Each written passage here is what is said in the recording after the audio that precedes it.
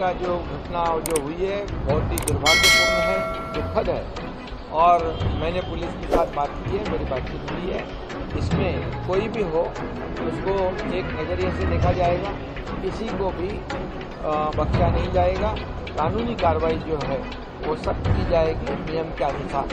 तो जो भी हो कानून के सामने सब बराबर है। राजेश शहा राजेश पूर्ण प्रकरणात ताब्यात घेण्यात आलेलं आहे। ते शिवसेनेचे म्हणजे शिंदे गटाचे उपनेते आहेत। कुठेतरी पॉलिटिकल बघा हे शहा कोण आहेत आता आपण सगळ्यांनी माहिती घ्या।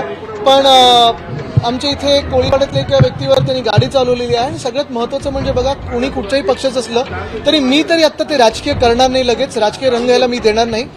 या भारताचा नागरिक म्हणून माझी ही मागणी राहील की कडक शिक्षा झालीच पाहिजे आणि जो गाडी चालवत होता त्याच्यावर शिक्षा झाली पाहिजे।